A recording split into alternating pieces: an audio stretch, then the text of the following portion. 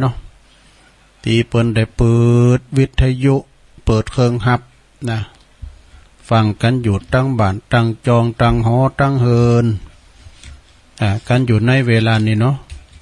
เวลานี้ก็เป็นเวลาดีบ่าย3นะเจ้าก็ตี3แรงก็บ่าย3ก็มาพบมาปะกับตูลือตูยอง ตูลือตูยองนะแต่ลือก็เชิงยองกับใจผสมผสานปิ้นขมุไปเลยเพราะนั้นวันนี้ก็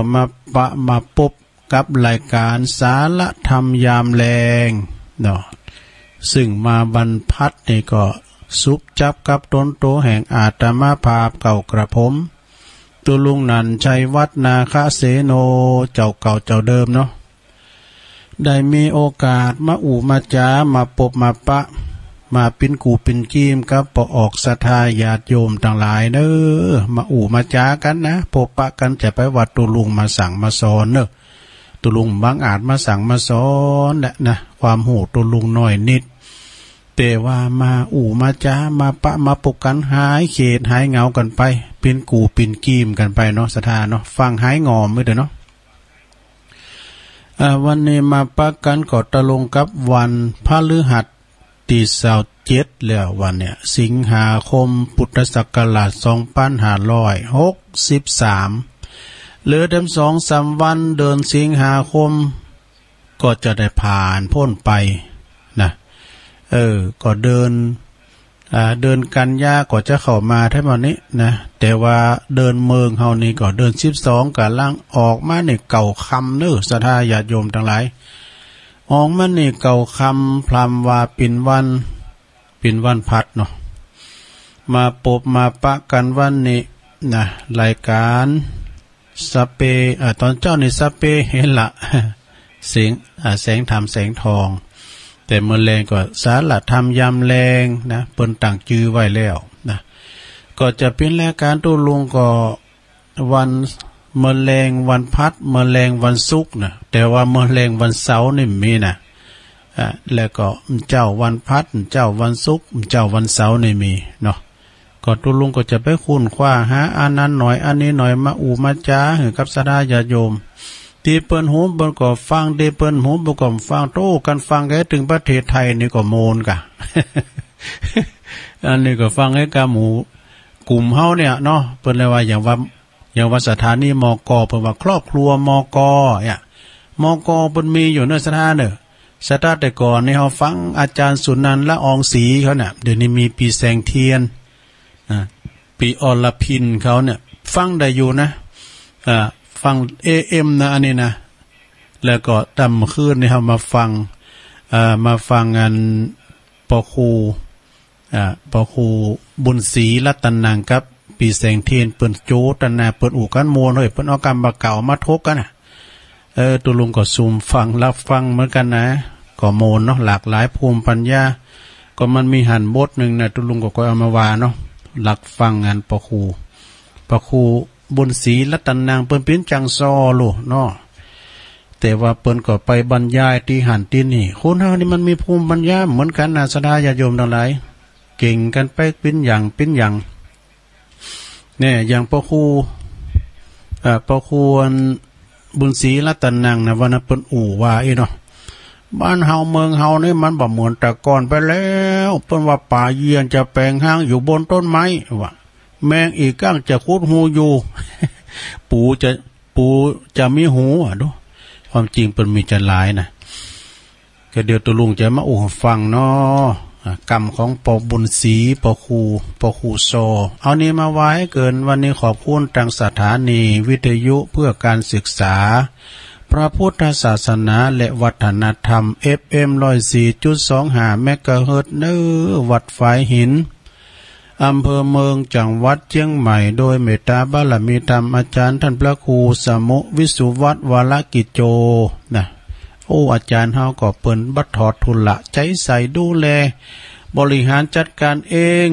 วัดตอนบ่ายวัดตอนค่ำตอนกลางคืนนะ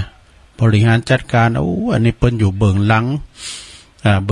อำนวยความสะดวกให้ครูบาอาจารย์กูตุนกูองค์นะ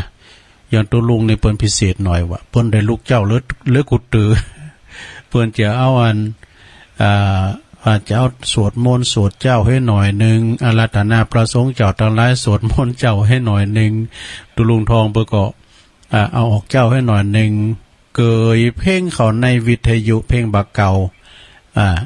เป็นเพลงอมตะนิรันดร์การบ่ว่าจะเป็นเพลงประครูสุรพลการแก้วสุพรรณทูลทองใจปนมนพพรจินกรไกรลาดเพิ่นพรมแดนหมดนี่นะเป็นเพลงอมตะสมัยอีปอยแม่เขาเป็นบ่าวเป็นสาวเนาะฟังกันไปหายงอมน่ะขอบคุณเด้อสถานีวิทยุของคณะสงฆ์อำเภอฝางเด้อโดยเมตตาบารมีธรรมเจ้าในพระเดชพระคุณหลวงปู่พระครูสุจิตานุรักษ์เจ้าคณะอำเภอฝาง FM 100.25 เมกะเฮิรตซ์ตั้งอยู่ณที่วัดพระบาทอุดมนำบ่อสาวาสำนักวิปัสสนาโดยตุปีจำเริญนะโชติธรรมโมตุปีเลินนี่เป็นเจ้าอาวาสรักษาการปุ้นวัดสันโค้งแต่เปิ้นก็มาบริหารลิงสัญญาณไปกาสามอำเภอนี่ก็ปุโรยเหลือกินแล้วเด้อพี่น้องเมืองฝางนี่นะตั้งแต่ท่าต้อนลองมาดูหมอกจามบ่ยังฟังได้พี่น้องไตไม่สุงค่าเปิ้นโทรมาอยู่นะพี่น้องตังเมืองฝางบอกว่าแม่อายชัยประการแล้วก็เมืองฝางมีคุณฟังกันหนักกันหลายโทรมาพองเด้อสถาไปเกรงใจถ้าว่าไผโทมค่ำคืนเต้นนี่ก็มาโทรมาตอนแรงเนี่ยโทสายมันห่างเนาะแล้วก็ศรัทธาญาติโยมทั้งหลายมีแฮมศรัทธาหนึ่งก็มีทั้งประดมเนอ 89.50 บ้านทุ่งเรริโอสันปาดตองปออุดมแม่เทียมวันพุทธวงศ์อันนี้ก็จิตอาสาเนอประดมนี่นะเปิ่นจิตอาสาไปตีไหนคืนสีขาวติดซอยหอยตามไปกุฏิเอาหงตันไปเปิดไว้ป้อก็เอาสถานีไปเปิดด้วยนะเปิ้นก็จะถวายเวลาชั่วโมงหนึ่งตั้งแต่3 โมงถึง4 โมงก่อนออก4 โมงในตุลุงต้องลารายการประดมก่อนนะเพราะมันค้ำกันน่ะอันนึงเปิ้นได้ตั้งทั้งตุลุงเขานี่เปิ้นจะได้จะตั้งได้กับซับปี้เนาะหันใจนะประดมเนาะรักพี่เสียดายน้องกันเอาเน้อก็คือมันได้ใช่ไหมกันเอาตังนอกก็คือมันได้ยังมันได้สตังกันเอาตังนอกก็คือมันได้ว่ามันได้ยังมันได้ธรรมะนี่มันเป็นอย่างนี้ดูเกิดกูลกันนะปอดมเลยนะแล้วก็สถานีมนเสียงธรรมจากแม่แจ่มเนอะแม่แจ่มนี่ก็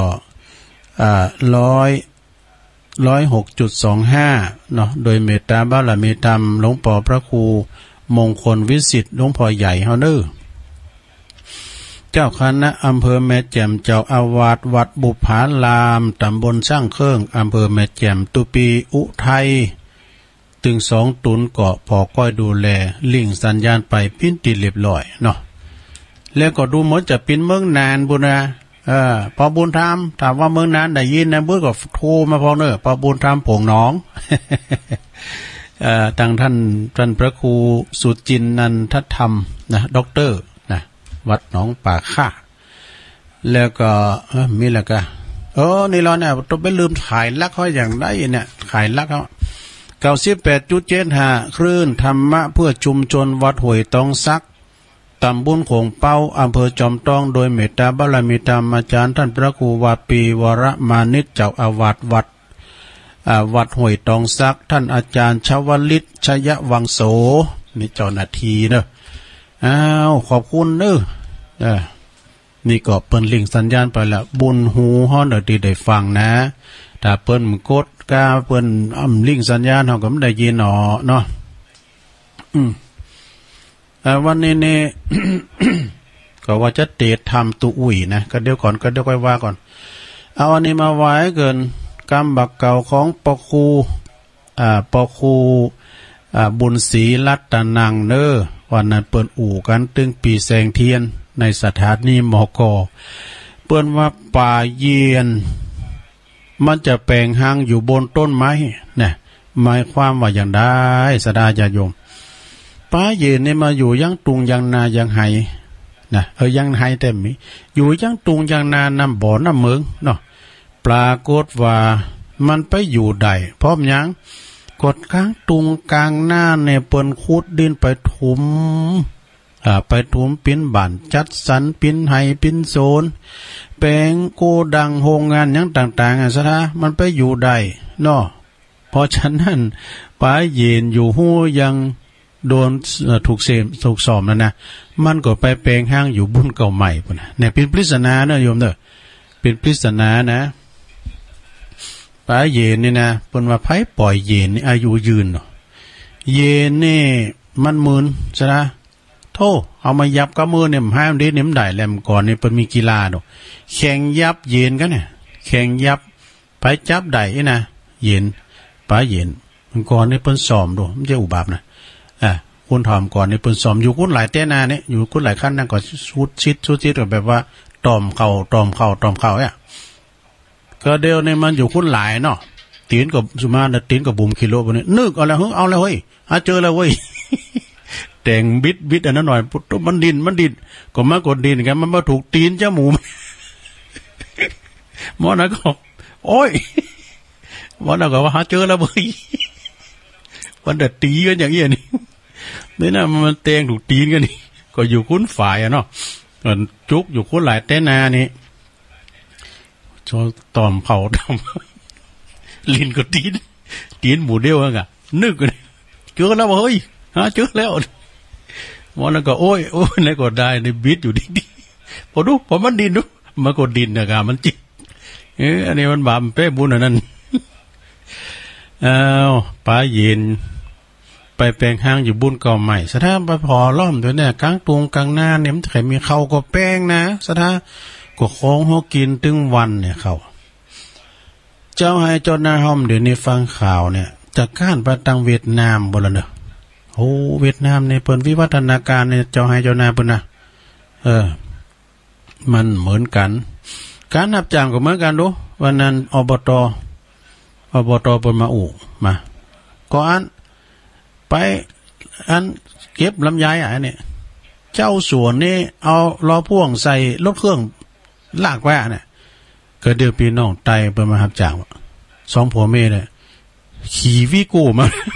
มันไกลกันนี่แหละขี่วิโก้มาก็สู้เขาเอามาเยอะหือนี่มันไล่มาอยู่ที่บ้านมันไล่เป็นห่วงมันเอามาตวยเตะกันเนาะอยู่บ้านมันไม่ได้วันเดียวเปิ้นตะจอนไว้อันนี้มันก็เอามาตวยไอ้กะเนาะเจ้าว่าโอดเนี่ยไหนนี่อันนี้ก็กลางตุงกลางหน้านี่หายเข็มแล้วเนอะศรัทธาญาติโยมทั้งหลายเพราะว่าเปิ้นแปลงไห้แปลงนาแปลงบ้านจัดสรรแปลงโกดังแปลงโรงงานกันไปหมดศรัทธาเมื่อก่อนแล้วเอาไปแล้วน่ะเขาพอในตู้กลางตุงกลางหน้าสุดจินหูจินตาปอก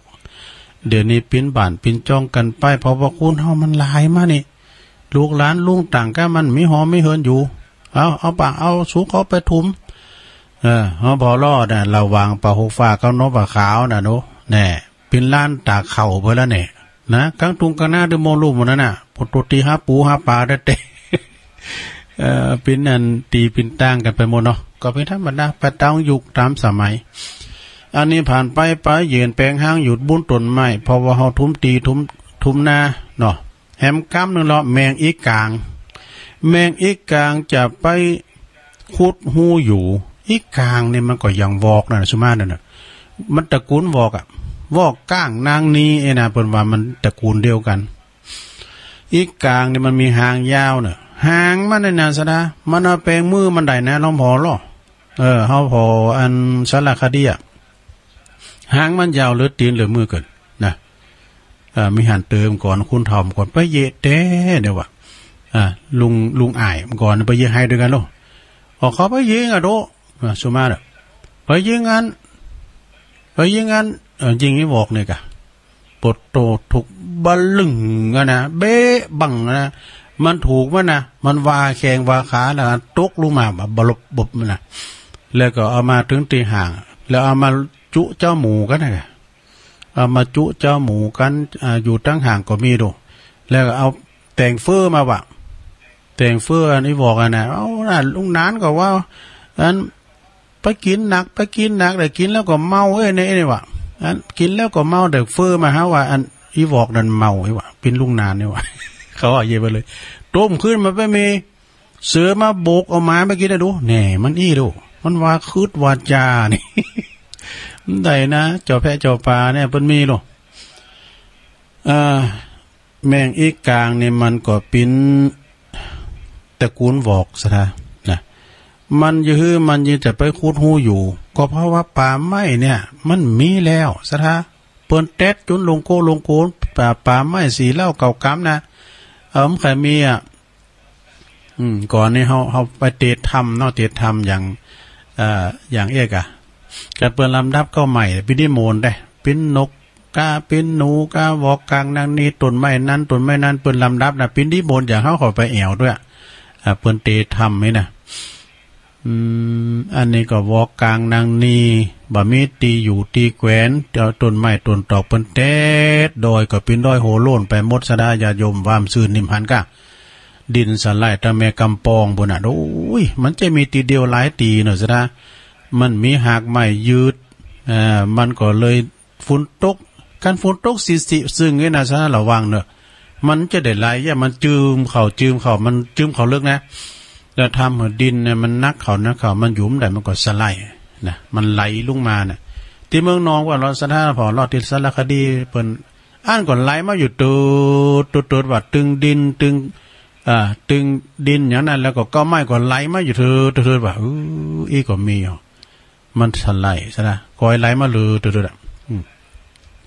จากนั้นก็เปิ้นไปเต็ดก็ไม่ก็ตอกตีอยู่ตีกินเปิ้นมันก็มีดินสไลด์ดินถล่มกั้มเนี่ยก้เนี่ยก็ย้อนว่าก็ไม่ก็ตอกมันมีซะนะเนี่ยวอกกลางนางนี้ก็มีตีอยู่ก่อนป่าไปทำลายต้นไม้ทำลายป่าเนาะอันนี้ก็จบไปแฮมกั้มในความจริงเป็นมีจะหลายนะตัวลุงจดเต้นได้3 ขอเด้ป่าเย็นแปลงห้างอยู่ต้นไม้อีแมงอีกลางจะคูดหูอยู่ปูอยู่ในน้ำจะมีหูเนี่ยจากมีหูก็คือในอนาคตนะหรือว่าบัดเดี๋ยวนี้ก็ตามเด้อนะคุณเฮาแน่มีหูติบหรอเนาะใช้มือถือหมดยังในสั่งธุรกรรมธุรการธุรกิจการเงินยังดูที่มือถือหมดศรัทธาญาโยมนะมันวิวัฒนาการมันมีอยู่ที่มือถือหมดแต่มือถือก็ยังการเนี่ยมือถือการอินเทอร์เน็ตนะหมอยสำเตือนนะยำเจ้าเนี่ยเป็นว่าตัวลงในอู่เปล่าไปพิจารณาว่าการล้างมือถือการล้างเปิดอันเนี้ยเนาะเปิดอันโทรศัพท์เป็นว่าไออินเทอร์เน็ตเนี่ยมันทรยศตัวลงกะมันเป็นดักไว้มันได้หมู่การนั้นตัวลงดักปุ๊บเป็นนะสดาตั้งลุมเปิดจะอัตโนมัติหับเลยนะดีกับมันเอาแต่ตุนอันไม่ได้อุตสาหกรรมเนาะมันต้นปลายมันหรอกสดามันจะว่าหลวงเขาเนี่ยฟังอันนี้มันได้ยินโตเนี่ยมันมีหลายสาเหตุหลวงโอนใครหมู่กับไผอันเฮาเนี่ยบทโตกันเวลาว่ามันออกเลยนะตุกใจเลยหลวงโอนเขาเกินจะบอกนะนี่ปูออกแล้วก็เดียวตังนึงก็โทรมาก็เดียวก็ดึงกันโอดเฮาผมจะจางอย่างอันคอมในจางกระปิดก็เปิดได้เนาะมันจะว่าแกวนลูกสำเตือนเลยให้มาก็เฮาน้อยมันพอนึงก็ร้อยมันเป็นยี่ดูมันจะจางเพราะว่าเดี๋ยวนี้คุณเฮามันใจมือถือกันนักศรัทธาอย่างบัดเดียวเนี่ยศรัทธาแม่หลวงเขาเนี่ยแม่บ้านก็ดีป้าบ้านก็ดีที่เปิ้นเนี่ยเพิ่นฟังในมือถือก็ได้นะที่ตุลุงอู่เนี่ยนะศรัทธาฟังในมือถือก็ได้นะอย่างแม่หลวงก็ฟังวิทยุทานินอย่างเดียวหน่อยมันเป็นอย่างอีโดมันสำคัญนะปูอยู่ในหูจักมีหูนะก็คือว่าเฮาเนี่ยมันมีวิวัฒนาการเนี่ยว่ามันก็หังดีแต่นี่เนาะก่อนนะสุมาเด้อก็เรียกว่าเปิ้นตายบ้านเฮาเมืองเฮาแต่ไปเมืองฟางไปบอกหมู่ปีหมู่น้องนะขี่รถไปกันดูเนี่ยกว่าจะไปถึงนั้นมากี่วันน่ะซะนะเนาะก่อนนี่มันการคมนาคมรถก็มันจะหนักเหมือนเดียวเนาะรถก็ปอดติดเนี่ยมันเป็นอย่างนี้นะซะนะเด้อฉะนั้นญาติโยมทั้งหลายความจริงนี่ก็ทางอินเทอร์เน็ตนี่ก็มีความสำคัญ เทคโนโลยีในการเข้าใจถูกตั้งก็อย่างเอี้ยกับเวลาว่ามันมีมันนี่เขาก่อนได้ฟังเนาะเอาละเอาห้องปอคู่มาวาดอีกก่อนเพราะว่าได้3 ข้อตอนนี้ไปตุลุงจันเรานิทานกันเนาะตามที่เสนอไว้จะไปโทรมาเตอร์เนอร์การโทรมาตุลุงได้อ่านมันอยู่ในมือถือ อันนี้มือถือนี้ให้ชื่อว่าพระใจอยู่ไหนนิทานเรื่องนี้ให้ชื่อว่ามดกับจักแตนมดกับจักแตนมีอย่างได้ลองฟังก่อนเนอะนะพินขัดตีทำหน่อยแต่มวนสักได้แล้วนะจะมีสัก2 เหลืองจะเต้นหุ่นเนอร์ถ้ากินข้าวกินข้าวซื้อมาถ้าว่าชงชั่วโมงที่2ก็ว่าจะเตะทำนี่นะจะเตะทำตุ้ยนะต้องพอบุญปันก่อนจักแตนจักแตนว่ะมดนี่ตัวน้อยนะมดกับตักกะแตนมันเป็นเพลินกันนะมีเรื่องเป็นอย่างอี้เนอะในการละข้างหนึ่งเมื่อนานมาแล้วณที่บริเวณตุงหญ้าอันกว้างใหญ่มีครอบครัวฝูงหมดเล็กๆอาศัยฝูงหมดเล็กหมดตัวน้อยนะอาศัยอยู่รวมกัน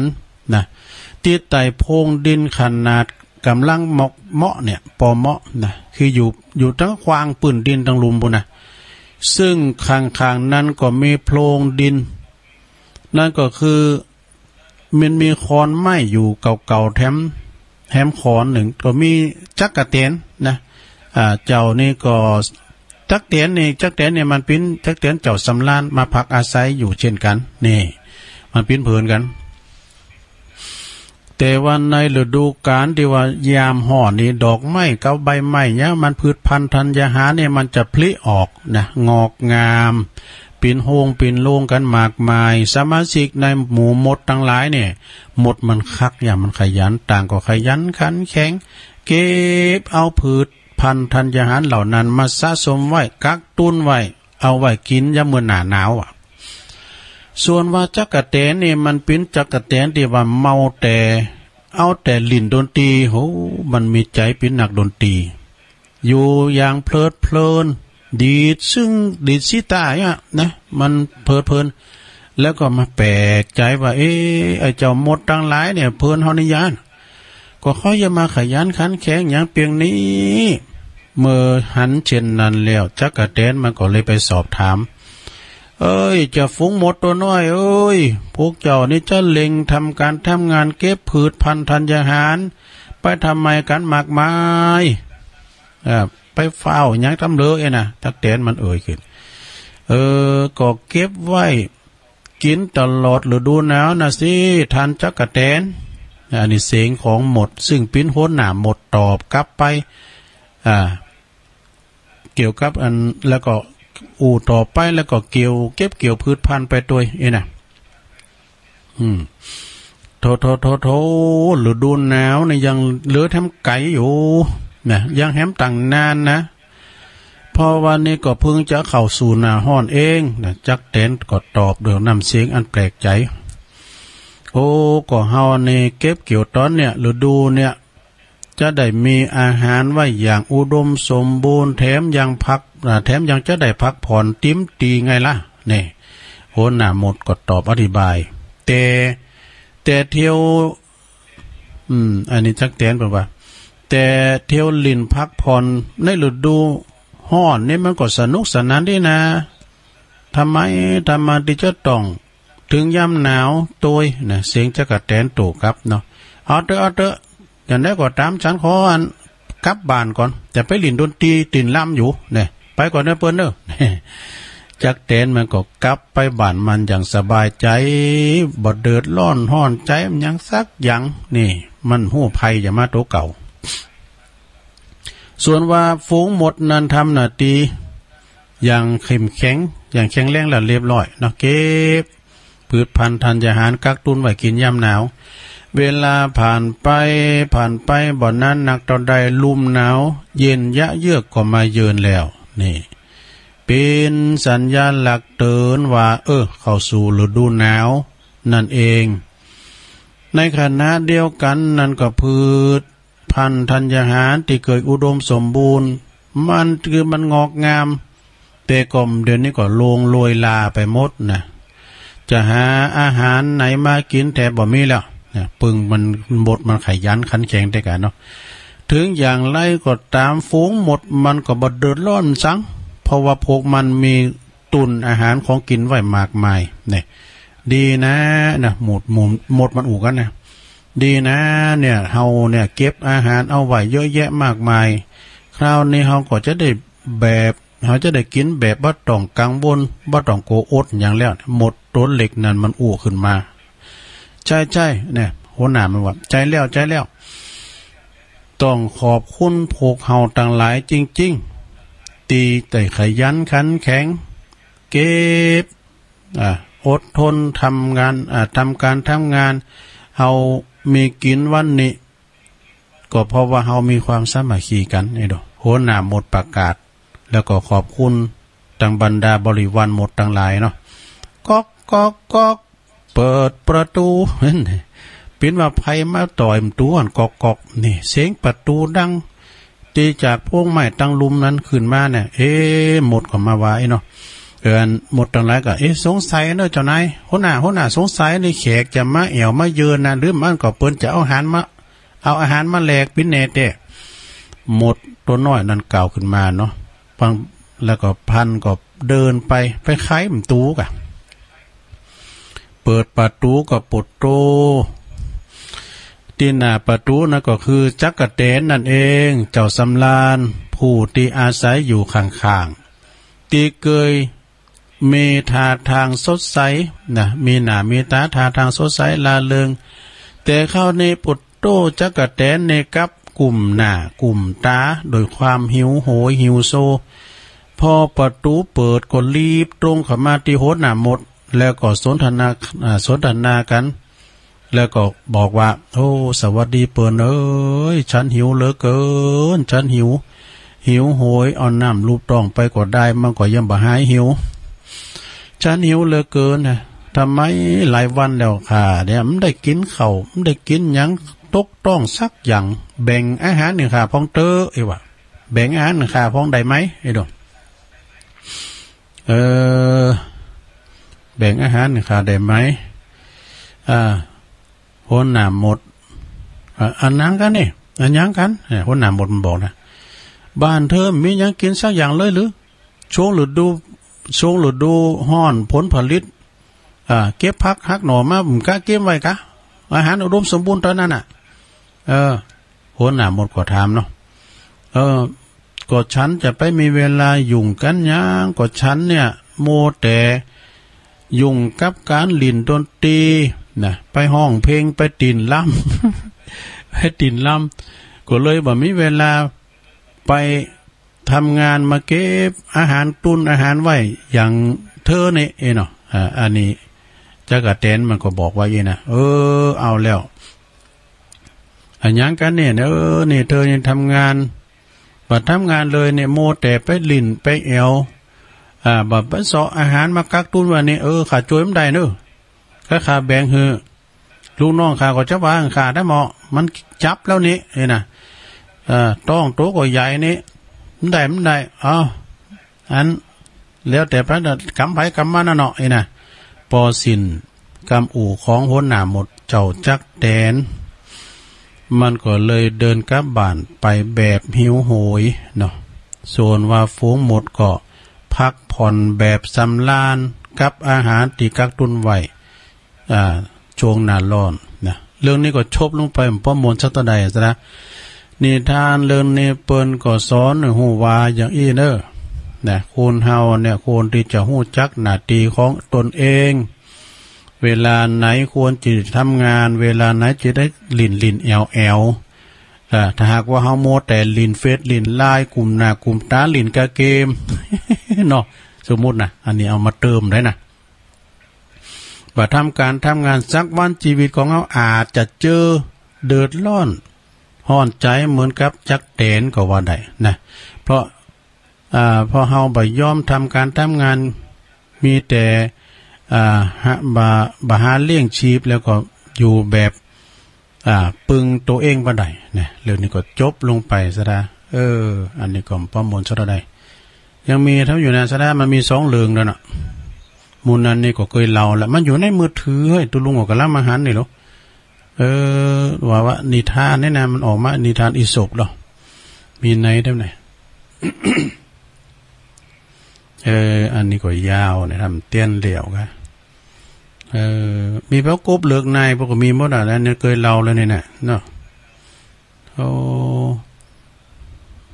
แล้วก็มีจักแตนกับหมด มีแผวไก่น้อยดาววีไก่น้อยพวกนะหมดก็จักแตนอันนี้เอาเฮ็ดอีกกันเนาะสถานเนาะเอาเฮ็ดต่ออีกก่อนต่อไปก็เอาอันนี้มาวาทำกรรมหนึ่งก่อนเนาะอันนี้นี่เป็นกรรมของอันเดี๋ยวก่อนเด้ออันนี้เป็นคำกรเนี่ยไงวันเดือนปีที่ผ่านไปคล้ายความฝันแน่ชีวิตพลันหมดไปน่าใจหายมวลญาติมิตรเงินทองของมากมาย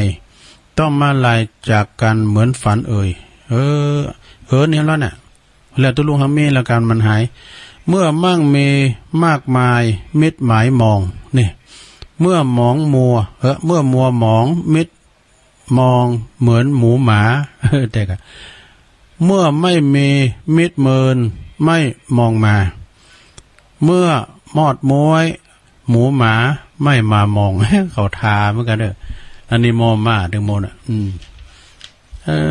แล้วก็มีทำอยู่นาสถาวิธีอันนี้เนาะอันนี้ก็เรื่องบาปเรื่องบุญเหมือนกันปาละมี30ตัดก็มีนี่เหมือนกันแล้วก็วิธีอันนี้ของ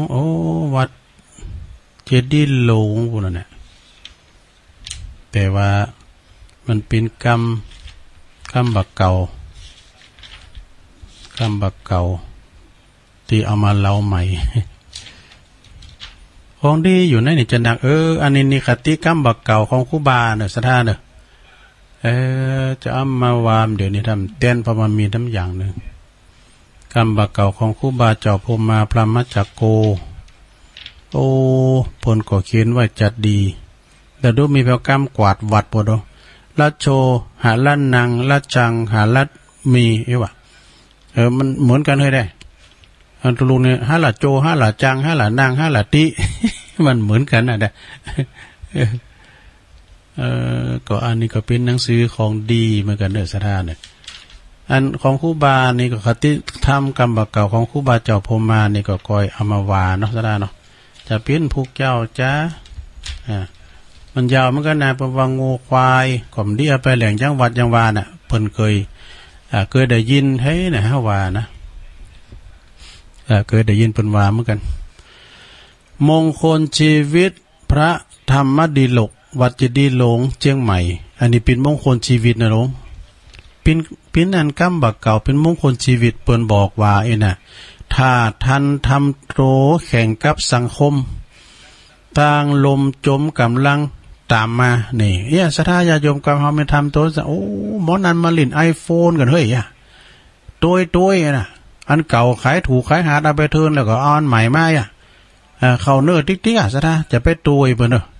มีจะฮื้อกดใจอย่างนั้นขนาดนั้นตุลุงหูดไปก็ยังใจอยู่นี่เพราะนั้นผมควายได้มันจะเอาสาวสายได้10เก่าเปิ้นมาสุดท้ายบุญมาหยุ่นจะหับหูดลุงทำแล้วนี่อันจี้ดูเดี๋ยวนี้ดีแล้วเอาก็คิดว่าอันมือถือนี่มันก็ยังละอ่อนดูเนาะมาทัศกีดนะมันหูดไปนี่ มันหูดไปลุง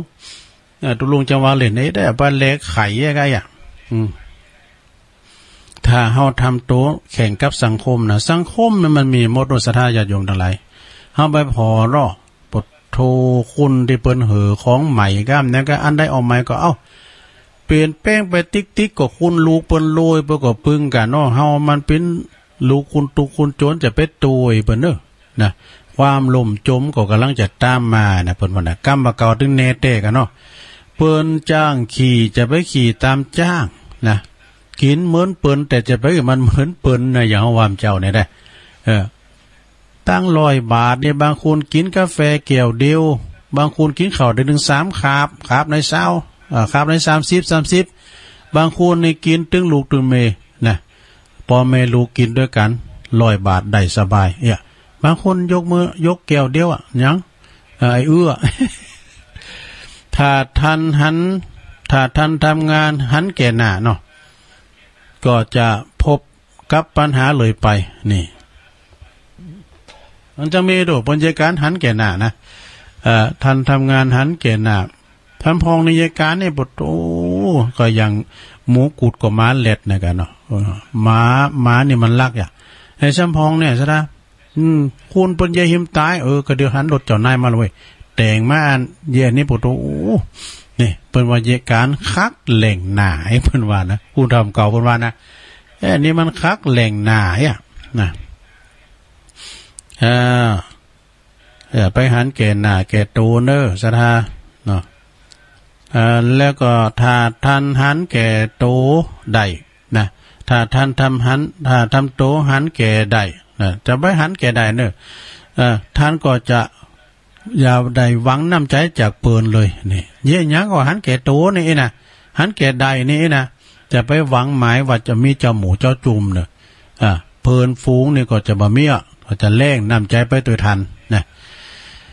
คือแป้งใจหากันสดาญาติโยมอย่างเจ้าจ้างนายจ้างก็อุ่นใจลูกจ้างเนี่ยมันปึงปาอาศัยกันไปโรงงานก็ต้องอาศัยคุณงานเนี่ยเนาะถ้ามีกะโรงงานมีคุณงานตัวก็มันก็ไม่อยู่ได้นะถ้าท่านโกจุนเกินไปท่านก็จะทำอันยังก็บ่ได้ความนี่ทำเนี่ยมันได้ความมันโกลำไปไอ้นะวันนั้นไปแปะไปป่าไปหันเสียขี่จ้างซะนะเลนนี่บอกว่าคนเลนเยอะหันขี่จ้างนะมันหมายเยอะไฟใหม่ไปกึ่งแล้ววะ ก็มันมาฟาวอย่างเลยเนาะมันมาฟาวเพิ่มว่าอย่างอ่ะก็มันมาวาวอย่างนั้นเลยนะโอ้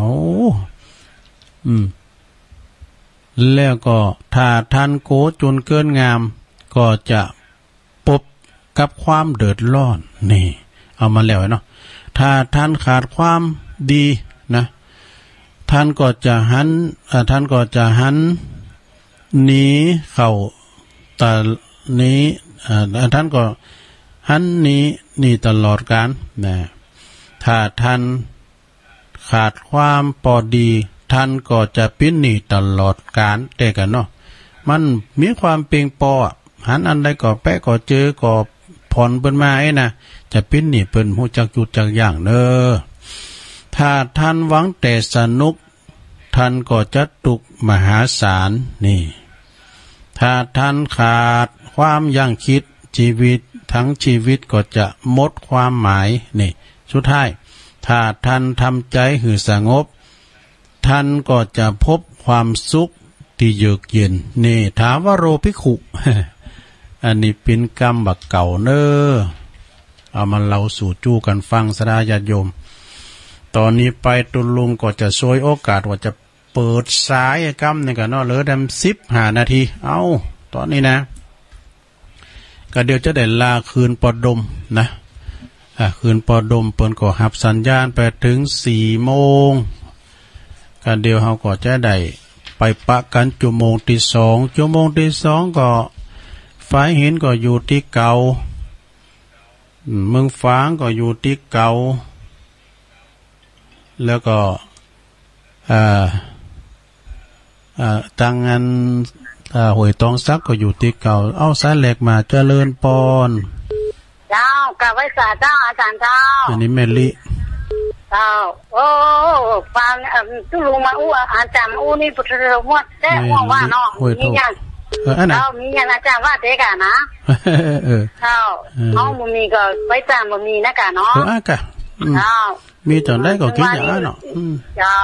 ถึงวันนี้ก็มีใจก็กินไปอันนั้นแล้วก็แบบนี้ตานั่นน่ะแต่ตุลุงว่านะกะเจ้า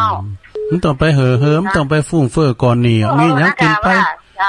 พอพี่น้องไตอู้หยังก็เปิ้นก็กินไปนะพี่น้องไตเปิ้นจะอุกแกนาเรื่องกินเรื่องวานี่นะกินถุนเอาอะกะนะ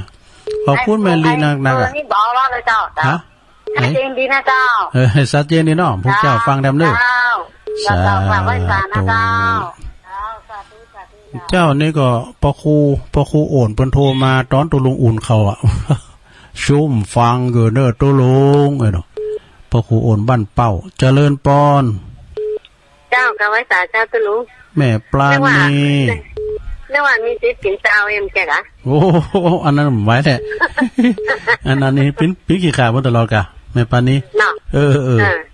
ต้องสูดจัดแล้วเนาะฟังเจ้าแล้วกะ